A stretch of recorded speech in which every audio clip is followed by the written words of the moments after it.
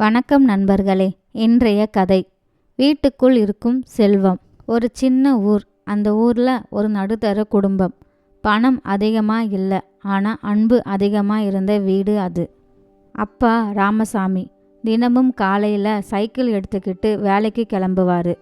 வெயில் மழைன்னு எதுவும் பார்க்காம குடும்பத்துக்காக உழைப்பார். அவரோட வாழ்க்கை சுலபம் இல்லை, ஆனால் மனசு ரொம்ப பெரியது. அம்மா மீனா குறைந்த வருமானத்தில் வீட்டையே ஓட்டுவாங்க. அரிசி குறைந்தாலும் சர்க்கரை முடிந்தாலும் குழந்தைங்க முன்னாடி ஒரு கவலையும் காட்ட மாட்டாங்க. அதுதான் ஒரு அம்மாவின் பலம். மகன் கார்த்திக் படிக்கிற வயசு, கனவுகள் நிறைந்த மனசு. நம்ம வீடு ஏன் இவ்வளோ கஷ்டத்தில் இருக்கு? இந்த கேள்வி அவனுக்குள் அடிக்கடி வந்து போகும். நண்பர்களுடைய வசதியான வாழ்க்கையை பார்த்து அவன் மனசு ஏங்கும். முத்து சின்ன தங்கை, பழைய ட்ரெஸ்ஸு, பழைய தாய், ஆனால் புதுசாக சிரிப்பா. ஒரு நாள் அவ சொன்னான், அண்ணா நம்ம வீடு ரொம்ப பெருசாக இருக்குல்ல, ஏம்மா நம்ம வீட்டில் அம்மாவும் அப்பாவும் இருக்காங்கல்ல அப்படின்னு அவ சொன்னான். ஒரு மழை நாள் வேலைக்கு போன ராமசாமி சைக்கிளில் இருந்து விழுந்துட்டார்.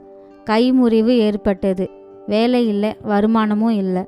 வீட்டுக்குள் ஒரு அமைதி இறங்கியது. மீனா அந்த சமயத்தில் அழுகவும் இல்லை, உடஞ்சும் போல. கார்த்திக் பார்ட் டைம் வேலை பார்த்தான். சிறிய சம்பளம்தான். முத்து மெதுவாக சொன்னான், அம்மா எனக்கு சாக்லேட் வேண்டாம், அப்பாவுக்கு மெடிசன் வாங்கலாம் அப்படின்னு சொன்னான். அப்பா படுக்கையில் இருந்து சொன்னார், என் கஷ்டம் உங்களையும் கஷ்டப்பட வச்சிட்டேன். மீனா அமைதியாக பதில் சொன்னாங்க, நீங்கள் இருக்கீங்கல்ல அதுவே போதும் எங்களுக்கு. அந்த நாள் கார்த்திக்குள் ஒரு மாற்றம் கொண்டு வந்தான். பணம் மட்டும் வாழ்க்கை இல்லைன்னு அவன் புரிஞ்சுக்கிட்டான்.